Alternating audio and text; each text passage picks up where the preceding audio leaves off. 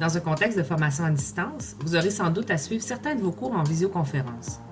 Qu'en est-il de la sécurité des informations et des possibilités d'enregistrement lors d'une visioconférence? Quelles sont les bonnes pratiques à adopter en tant qu'étudiant pendant une visioconférence?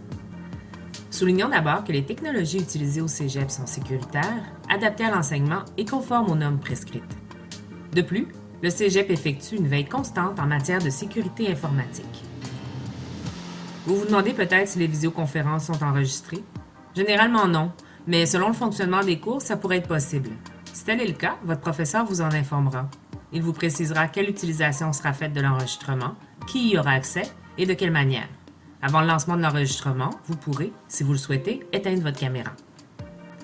Il est important de noter que votre professeur est la seule personne autorisée à procéder à un enregistrement. En virtuel comme en présentiel, il est interdit d'enregistrer ou de filmer une personne à son insu, tout comme le précise le Code civil. Tout manquement à cette règle sera sanctionné. Voici quelques bonnes pratiques à adopter lorsque vous participez à une visioconférence. Éteignez votre micro pour éviter les bruits qui pourraient déranger. Levez votre main à l'aide d'outils virtuels pour demander la parole. Placez-vous dans un endroit calme et propice à l'apprentissage. Portez attention à ce qui se trouve derrière vous pour éviter de distraire les autres. Bref, présentez-vous en visioconférence comme vous le feriez en salle de classe. Les comportements attendus sont les mêmes et l'image que vous projetez est tout aussi importante.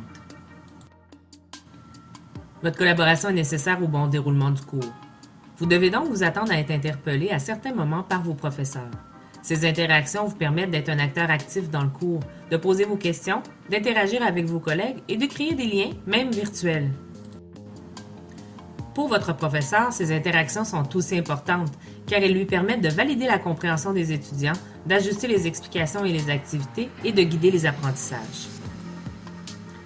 Vous vous demandez peut-être si vous devez obligatoirement ouvrir votre caméra dans les prestations de cours en visioconférence.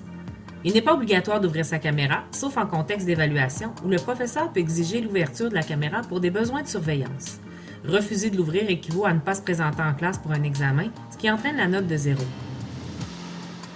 Enfin, gardez en tête qu'il est toujours plus intéressant de voir à qui l'on s'adresse. Cela permet aussi de conserver une dimension humaine à votre formation. Tout le monde sortira gagnant à ce que les échanges soient riches et le plus près possible du contexte en présence. Cela sera plus motivant pour tous, pour vous comme pour vos professeurs. Bonne visio!